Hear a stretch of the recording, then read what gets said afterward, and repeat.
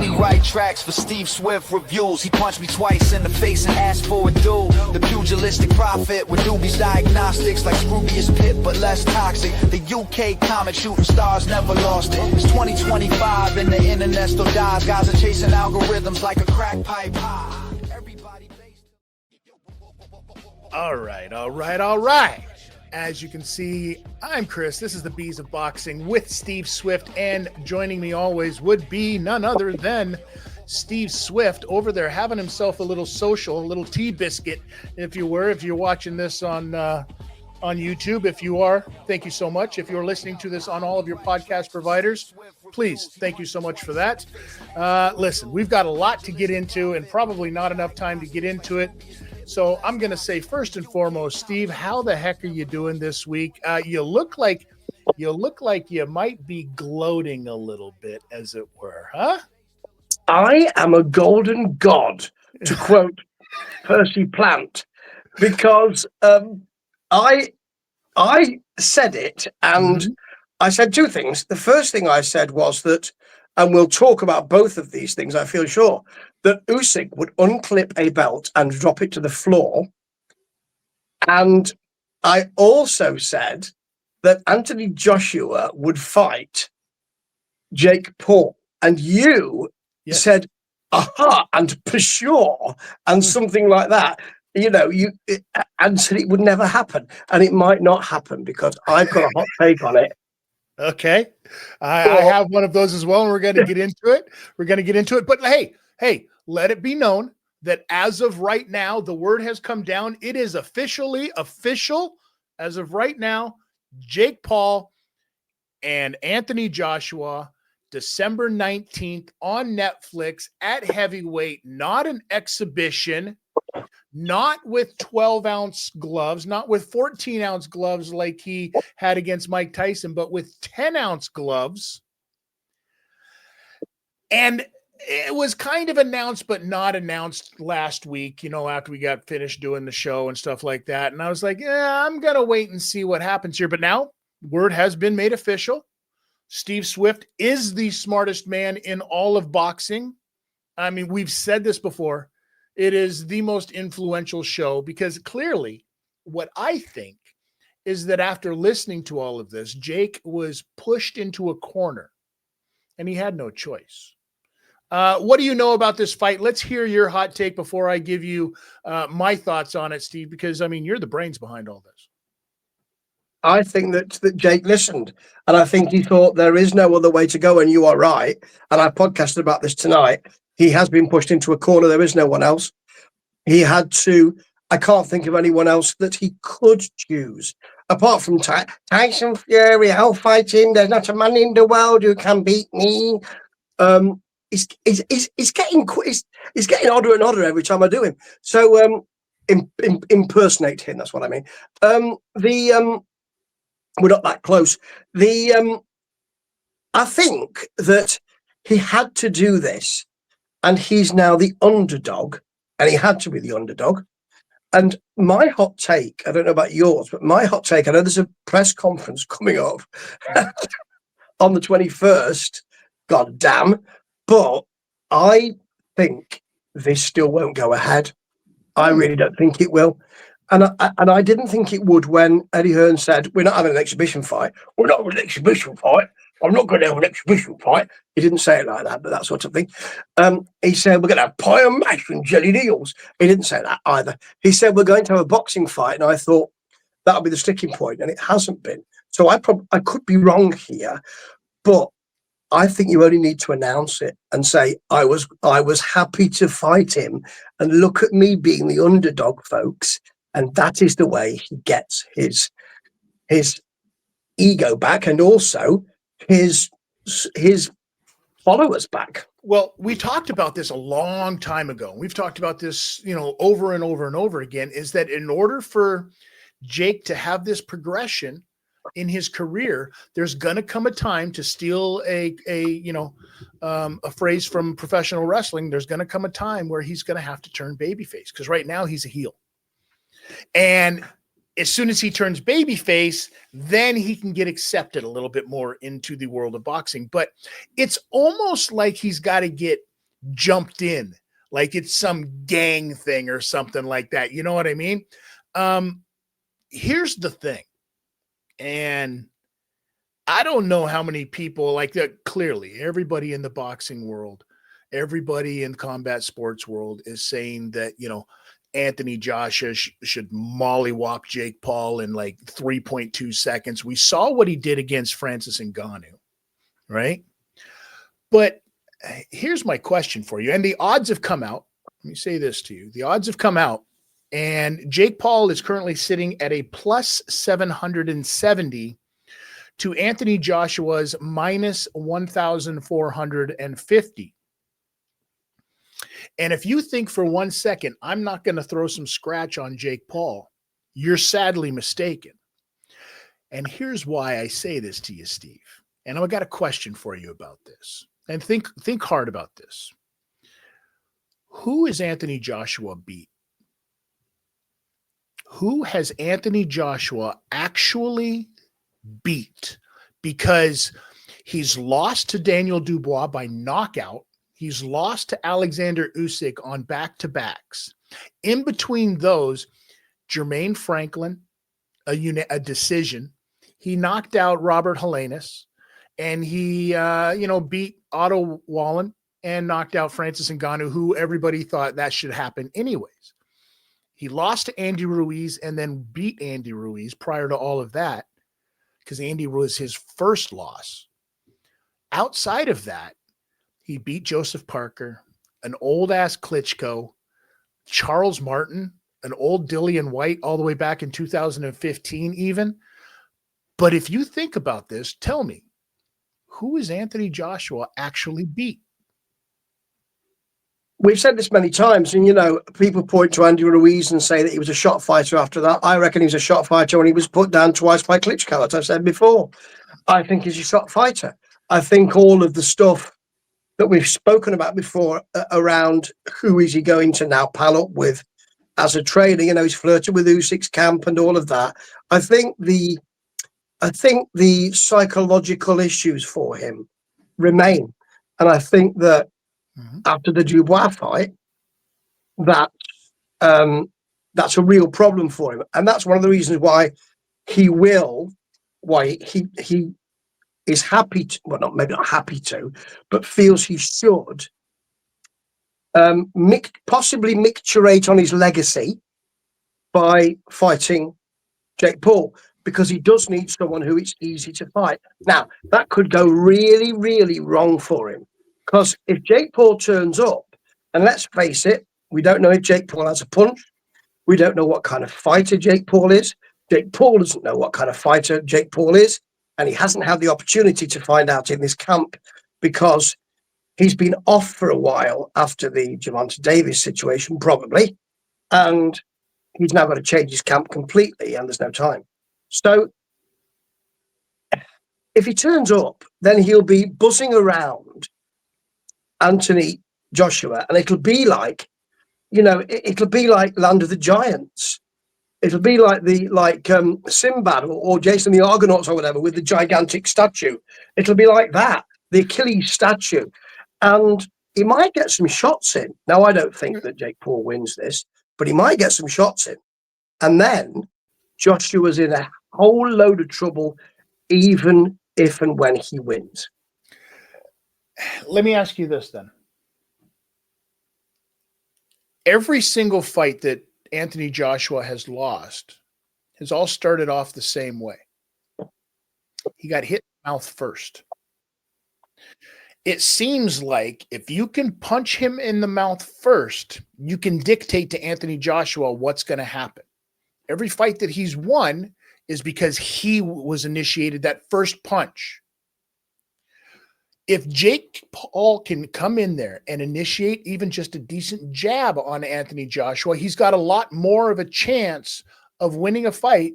I think Jake Paul may have enough power to knock out an Anthony Joshua. It's heavyweight. I think that he can punch and you can catch somebody. Absolutely. He's done that. Now, they've also put a weight restriction on this, that Anthony can't weigh more than 245 pounds, which is fine. He weighed 244, I think it was, for his fight against Usyk, right? And he weighed like 255 for his fight against Daniel Dubois. 10 pounds between now and December. It's easy enough for him to do. This is it's a fairly short notice fight. It's a month away. You don't get as long of a camp.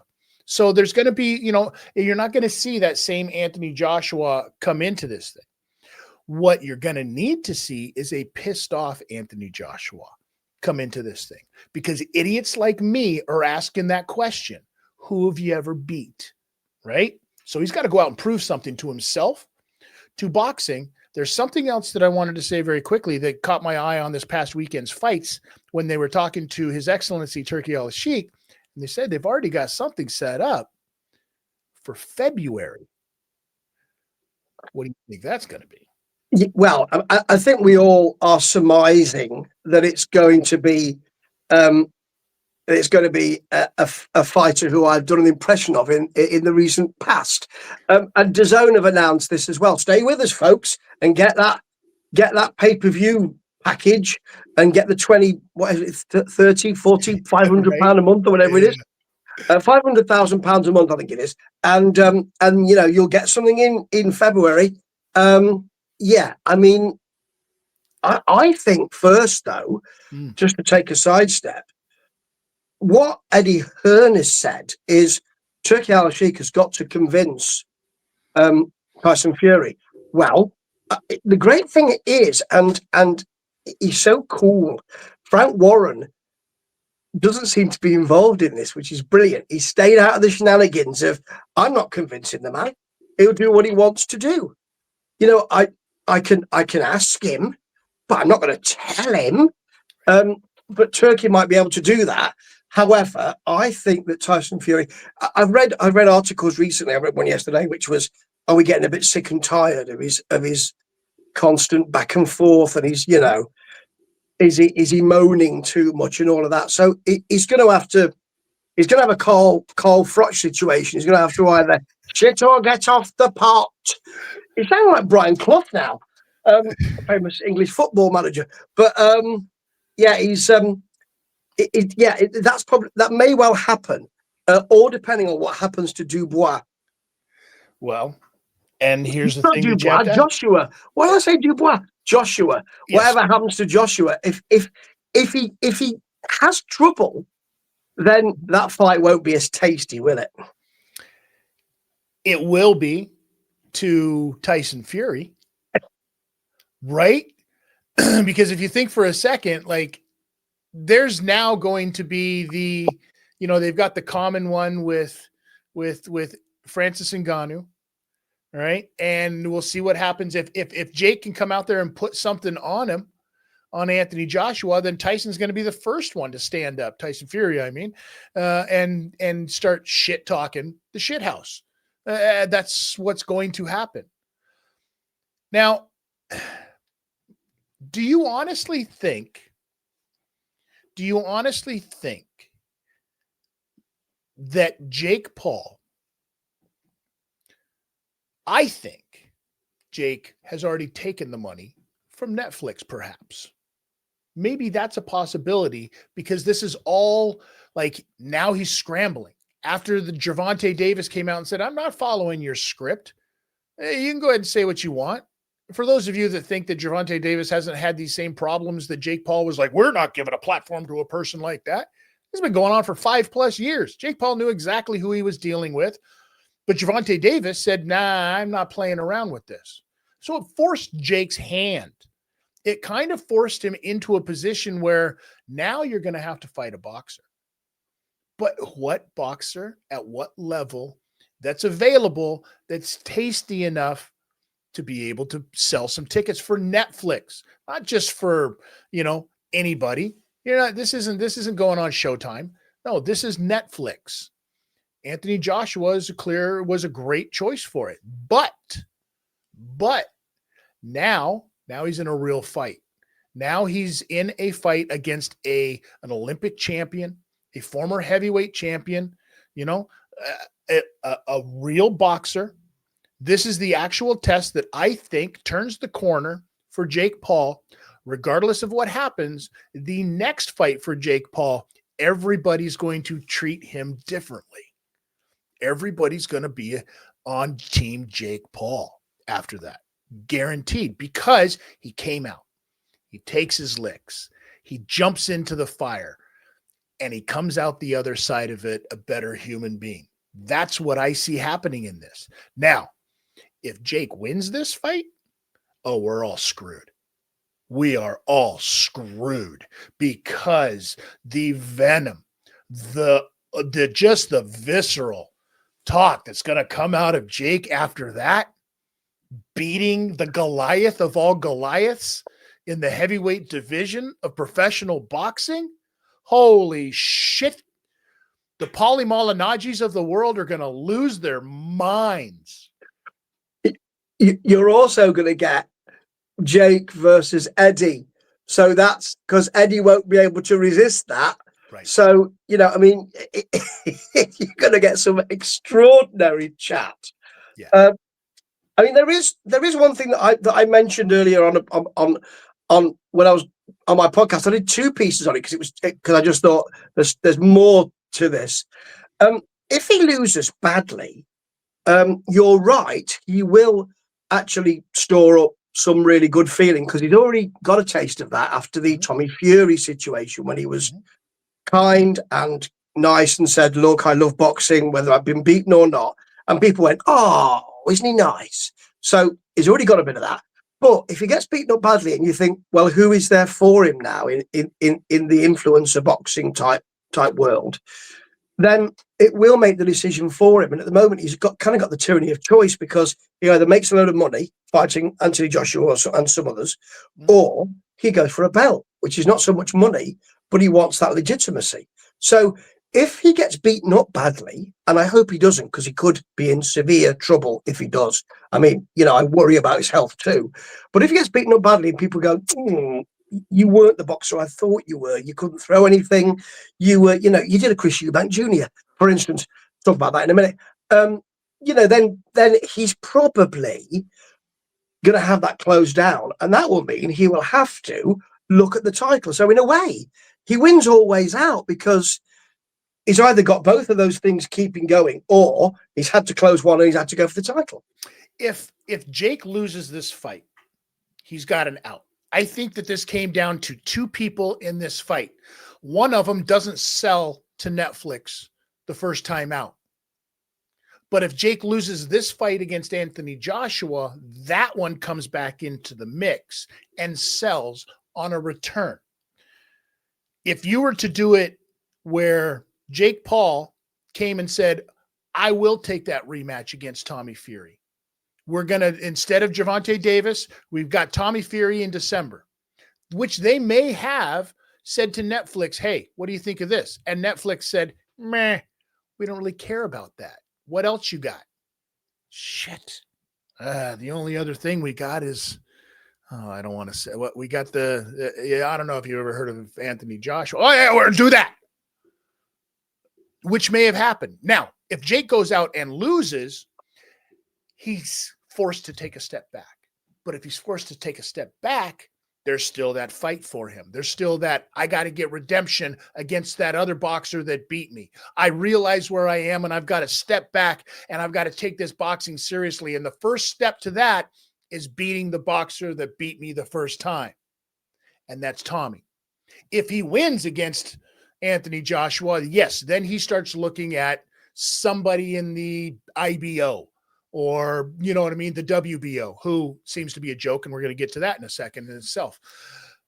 But there's going to be options for him to look at other legitimate fighters that aren't going to be as tantalizing, as salacious in the sell as an Anthony Joshua, as a Tommy Fury, because the story is already there. Now you're putting Jake Paul, against boxers for the sake of putting him against boxers.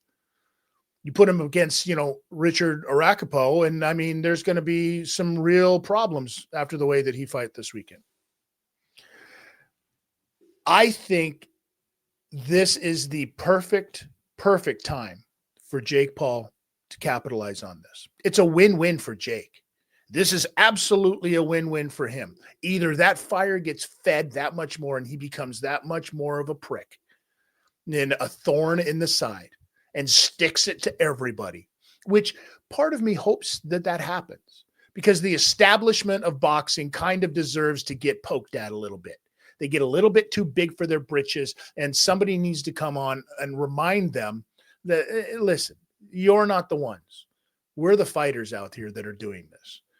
And then there's the other part of me as a boxing fan for so many years, when I get to see such great fights as, you know, all of the stuff with Sugar Ray Leonard, all of the stuff with Roberto Duran, all of the lineage that goes along with boxing, and now new stuff with guys like Brian Norman Jr., Abdullah Mason, you know, even recently with guys like Vasily Lomachenko, all the work that Alexander Usyk has done in the heavyweight division to bring that back to light, all the work that heavyweights are doing in general to bring that back to light. I want to see Jake Paul get his upcomings. But that doesn't do anything going forward for the world of boxing. That's like, see, we told you so. And then the door closes. So part of me wants him to come out and beat Anthony Joshua. And if that happens, two people who'll be dancing will be His Excellency and Dana White, because they want him at that table. And my God, we've got someone incredible if we do that. Yeah. So they will love that. And if he doesn't win, have to rethink this. Yeah, 100%. It's a weird thing, though, when you like rethinking things after the fact, because we saw that happen this past weekend, when the part 2 finally happened, rounds 13 through 24 of Conor Benn and somebody who slightly resembled a didn't want to be there, Chris Eubank Jr. Now, as much as they talk about how this show sold out and it was great and there was nothing to do with the dads this time around, I'm going to call bullshit, because the dads showed up at the most important time for this, when they do that final face-off before weigh-ins, and then everybody had to be reminded, oh, this is the thing with the dads. Got it.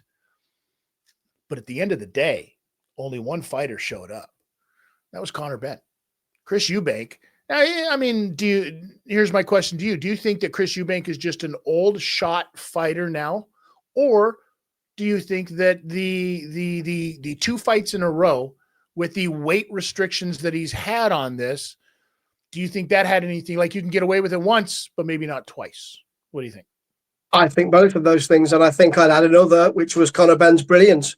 That was a superb showing, because he has not before.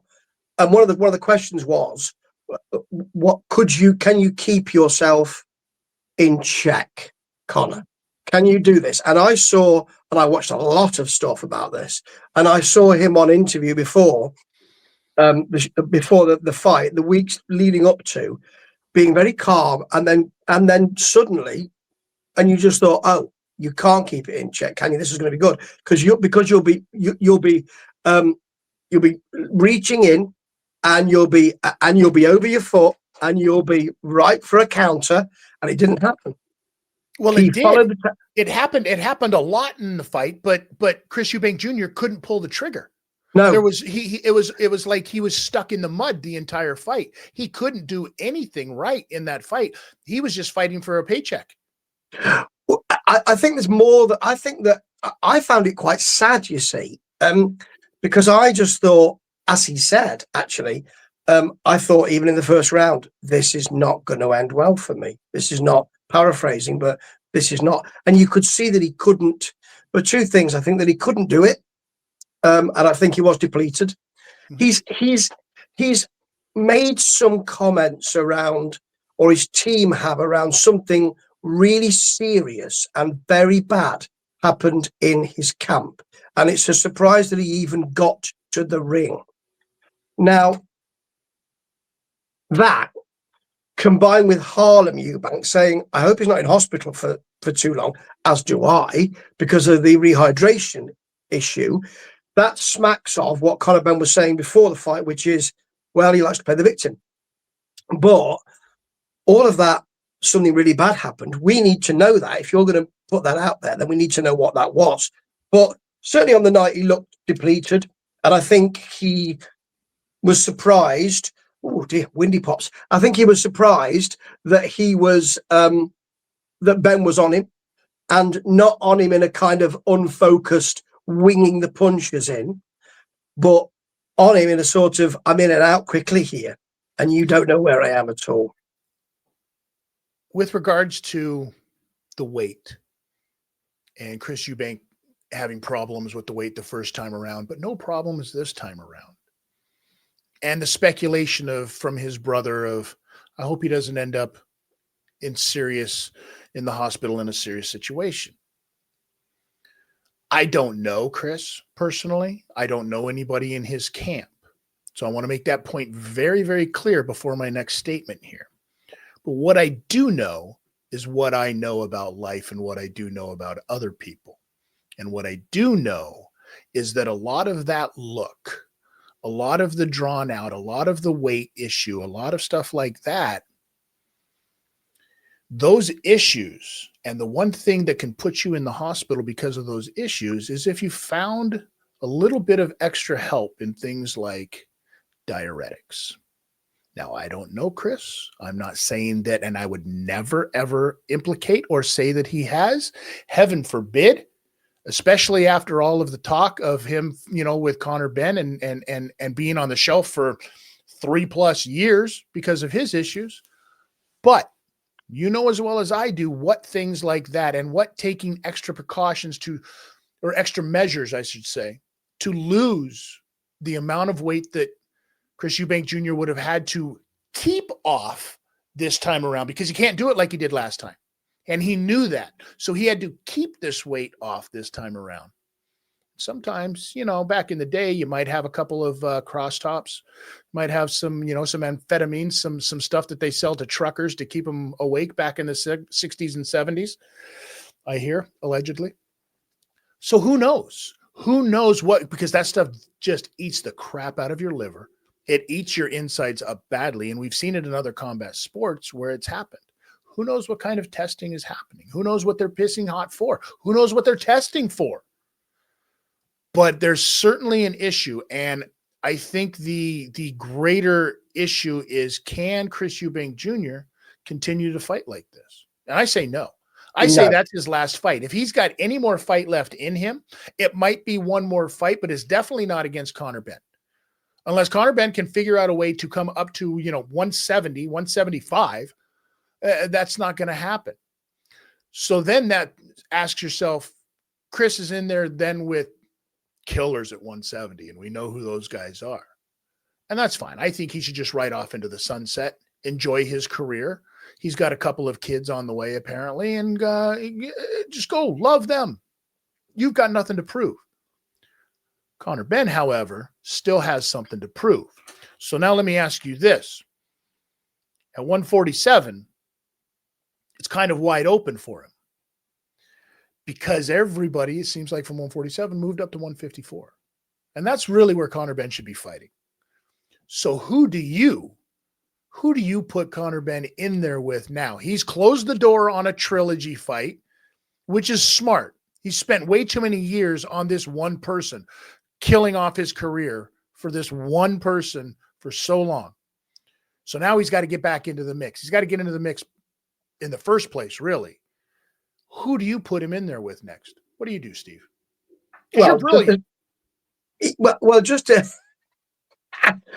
say that there won't be a trilogy fight, because the general feeling was that it didn't sell as well as they might have expected. So you could buy £30 tickets on the day of the fight. So unless that was AI'd up, it might have been. But that's the thing now, AI'd up is a phrase. AI'd up. I've just made it that. I think, and he does need to go. There's no point in having a trilogy. I think you're right. I think that Chris Eubank would go. I don't think there are any diuretics or anything else in there. I think it'd be foolish to do that. I just think he's of an age, and I think the first fight took too much out of him. and really, he was aggressive in that first fight. So aggressive, you can't come up again for that. So Conor, well, I mean, if you're smart and you want a belt and you've got all this play to parlay, then you want a weak champion, don't you? You want to be looking at a weak champion, don't you? I mean, you should, but there aren't any. There aren't really any. I'll throw a name out there. Here's who I would love to see a Conor Benn fight. And this is against somebody who's got a belt-ish, I think. Give me Conor Benn, Rolly Romero. It would be a great fight. It would be a fantastic fight. It would be great. The lead up to it would be fantastic as well, because they both know how to talk. Yeah. You know? Yeah. Now the problem would be is that then as Conor Benn can't get away from opponents that have a lisp, but that's neither here nor there. Well, I mean, but the name that's been flying around, and we need to talk about weights and all that, is Mario Barrios. Of course it is, because they want that belt off of him so badly. They might as well just strip him of the belt. They're throwing him like, please, somebody beat Mario Barrios and get this belt off of him. This is what I'm seeing with that, right? They don't want him as a champion. Okay, so Conor Benn as a champion instead of Mario. Then, okay, what? You got to do Conor Benn and Devin Haney? I could see that. I mean, that's a tasty fight as well. That's a tasty fight. And, and after the Brian Norman Jr. Farrago, which will happen, I believe, then, Devin Haney's going to be looking for something. I mean, it all depends, doesn't it? You're right. The world is their oyster now. So they can either say, let's make those tasty fights. And I believe Conor Benn will be saying that. I believe he'll be saying, if there's a choice between Romero and Barrios, he'll be saying, I want Rolly Romero, because it's a great fight and he wants great fights. I do believe that. I don't believe he's a business of boxing type. I believe he's a tear-up boxing of boxing type. And we won't see it. Then screw it. Give me him and Ryan Garcia. Now that would be, any of those fights are tasty because, as you say, because he can talk and because he's going to bring it wherever you go. You see, the thing with Conor Benn is that this is his time. He's probably got 2 years at that level because of the way he fights. Yep. So you've got to either make that decision of, is he going to be someone who might not be a champion, but you remember his fights over and over again, and he makes a lot of money because of that? Or are we going to put a belt on him and then say, come on, who wants me? I think you're right in the first one there. I think he goes down as a Mickey Ward fighter. A guy who, was good enough to get to the show, but not good enough to take over the show. And you remember him for his guts. I think that a lot of his career was wasted because of popping hot twice and spending so much time in this Chris Eubank thing. I think that killed a lot of his prime, so to speak. So yes, you're right. So he's got to be very strategic about who he picks next. And whether it's going to be, do you go for money? Do you go for a belt? Does legacy really matter? Or do you pay your bills? That's really the thing at the end of the day. Because if we're talking about legacies and legacies even mattering, we got one more topic to talk about before the end of this, because it looks like the official word has come down, Steve Swift. The World Boxing Organization announced today, the 17th of November, that they've gotten communication from Team Alexander Usyk regarding the future of the WBO Heavyweight Championship, and they said, we accept and respect his decision to relinquish the WBO Heavyweight Super Championship. It's not just a regular championship, ladies and gentlemen. The WBO is a super championship. Now, if I had my choice, and much like Alexander Usyk said, I'll take the soup. And he said, I'm out of here. You're not getting 3% or whatever your percentage of me sitting around holding this belt is. Go F off. Kick rocks. Pound sand. Now, this is the interesting part, though, Steve, because the WBO also said in this statement, this is not a farewell. but as expressed by his team, a respectful pause. The doors of the WBO will always remain open to Alexander Usyk and his team. This is the same playbook that Alexander Usyk has done before. Alexander Usyk calls his shots. You don't call his shots. And this is what he's proved again. It's like, yeah, sure. I'll tell you what, go take the belt, whatever. I've got my copy of it. You're going to have to make a new one for that guy. Go take the belt. Now he's the champion. I'm talking about Fabio Wardley is now the official champion, not just the interim champion. And if and when I decide to come back and fight for that, I will. Now he can fight again to unify all the belts, or he sets himself up to take any other fight by doing this. It's brilliant by Usyk, because think about this. Let me give you a rundown, Steve. I'm going to give you some names here. We're going to run down the WBO rankings. So now you've got Fabio Wardley in here, right? What do you do with him as the champion? Who do you put him up against next? Because we'll start at, you know what? We'll start at number 10. Bakadir Jalolov. Number 9, Nelson Heisa. Number 8, your buddy, Derek Chisora. Number 6, Jared Anderson. Number 5, Daniel Dubois. Number 4, Lawrence Okoli. Number 3, Zheli Zhang. Number 2, Filip Hrgovic. And the number 1 kid, Moses Aitama. So what do you do? What do you do with Fabio Wardley then? Well, because Moses is tied up.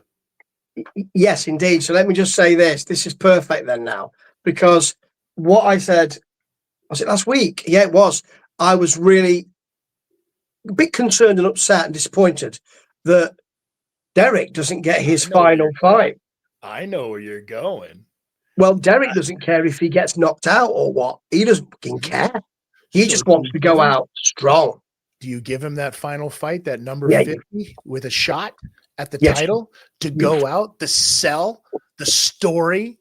The story is already there, which leads me to believe that if this whole thing, because that fight got canceled already, we talked about this last week when you asked, where's the Derek Chisora fight? We're like, it's been pulled off because the paperwork didn't come through.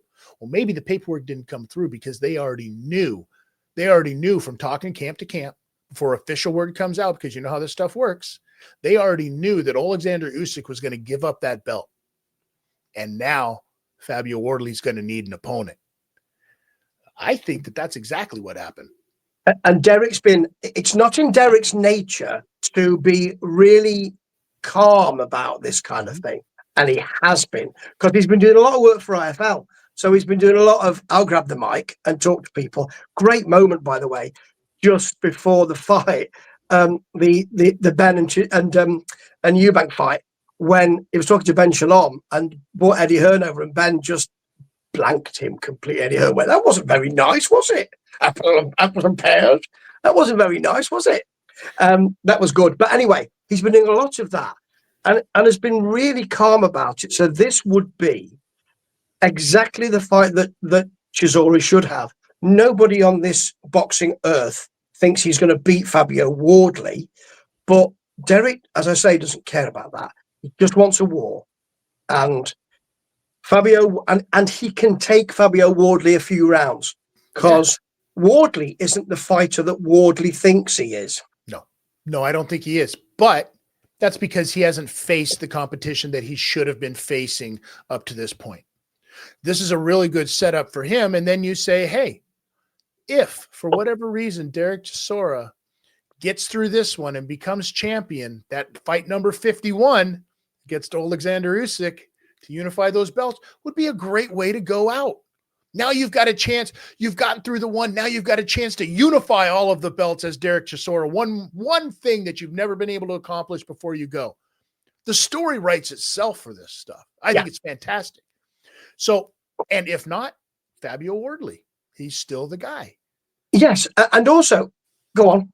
I was just going to say, there's one guy that we saw fight on this weekend who I have to say, shout out to Ben Shalom first and foremost, because it looks like Boxer did very well with their guys this past weekend.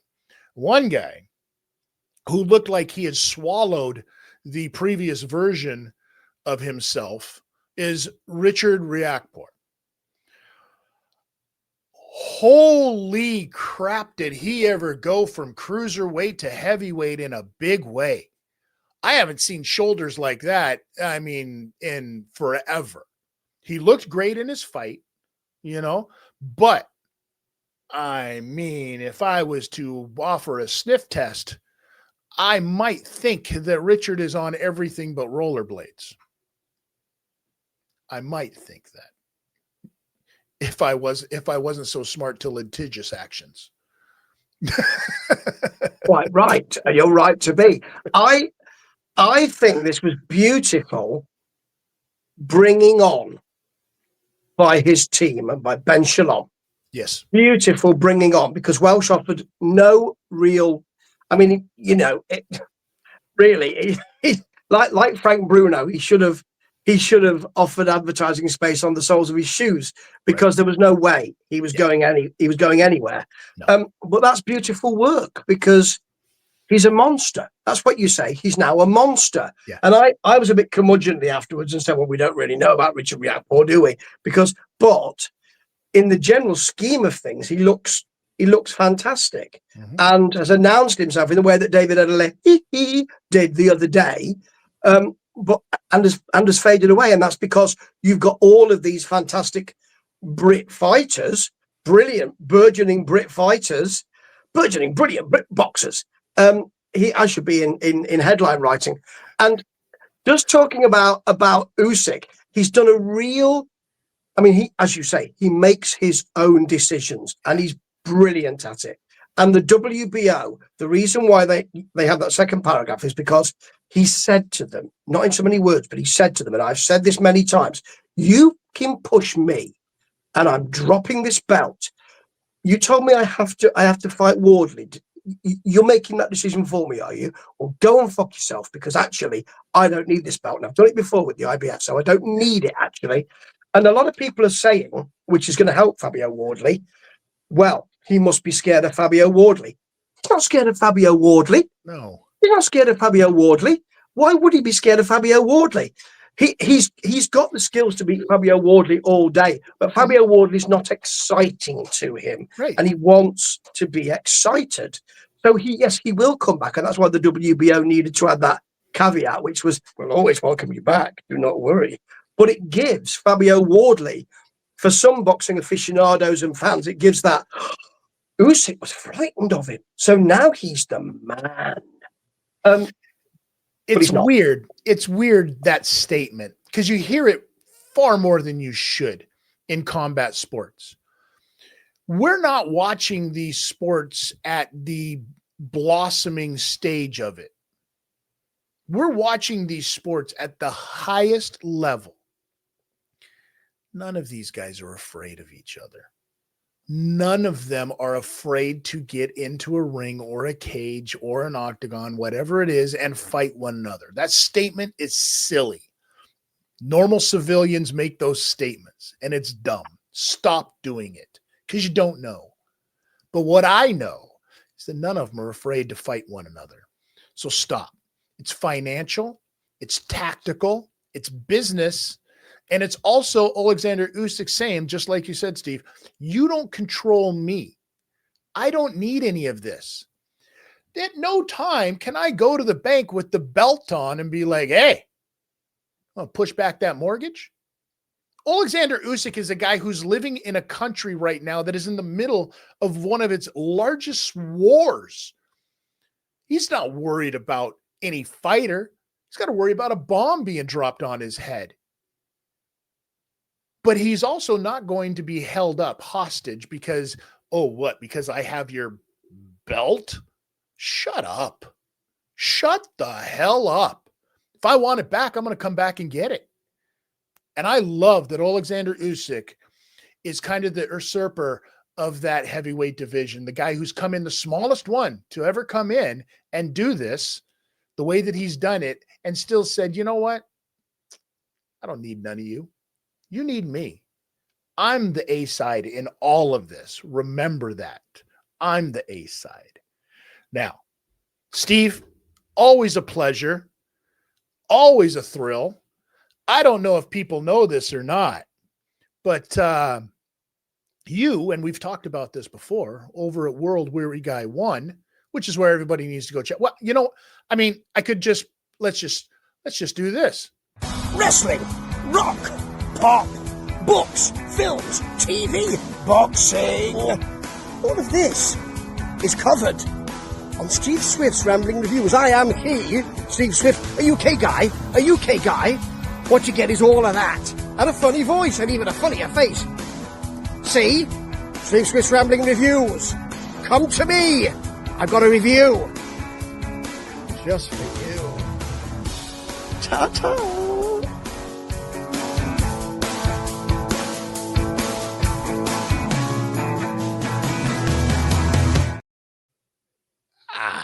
I think it sells it all, right? What is Steve Swift talking about on his Rambling Reviews this week? Well, I've done a lot of boxing, as you know, an awful lot of boxing, including the Anthony Yarden Benavidez head-to-head, which was just lovely because I'm getting sick and tired of all the kind of eat your children and all that. And actually, they were really. So there were two things. Anthony Yarde was he did a Dave Allen honesty thing, which was, I'm the underdog. I'm absolutely the underdog. And Benavidez saying, it was great, actually. He said, loads of people want to fight me. You're the only one who's stepped up. Loads of people want to fight me. And then when I ask them, they say, oh, I've got something else to do. Yes, all of that. So I'm talking about all of that. I've gone back to, because I've been on a bit of a Queen tip lately. So I've been doing Roger Taylor's solo albums, which are a mixed bag. They're a mixed bag. The first one I absolutely love, Full in Space. I love it. But yesterday I read something, because you get the algorithms, don't you? And it said that he thought that the posthumous Queen album, Made in Heaven, was the best farewell album ever. And I didn't bother much with it at the time because I thought it's over and I don't want to go back. So I listened to it again today. And you know what? I don't want to go back again because it's blooming poor in my view. So I don't really like it very much. So have a look at that. I also reviewed I Know What You Did Last Summer, which is such a basic reboot that they didn't even bother to change the sodding title. They didn't even call it I Know What You Did Last Summer Redux. It had Freddie Prinze Jr. in it. I couldn't even recognize him. I thought, is he in it? Oh yeah. And about 45 minutes in, I said to my friend Alan, is this about to end? I think it is, but it looks like I feel like I've been watching it for about 15 minutes. It's so easy to watch. And I've got a theory about why Hollywood movie icons are dying out and there's no one to replace them. And it's not the Hollywood movie icons' fault. So that's on there as well. There's tons and tons and tons. Everything's coming to AI nowadays, Steve. That's really what it boils down to. AI is going to take over the world, but they'll never be as smart as you, especially when it comes to the world of boxing. Steve Swift, there's only one other man who's ever made a better statement in life than you, and you know what that is, right? When it comes to the children, Wu-Tang is for the children. We teach the children. I mean, it says it all right there, right, Steve? So, if you don't like the Queen album and you think it's over and you prefer the Taylor's stuff when he was in Duran Duran, what? Oh, wrong Taylor. Sorry, my mistake. Listen, if you don't like it, fight me. Just remember, I'm coming swinging, so you best tuck your chin.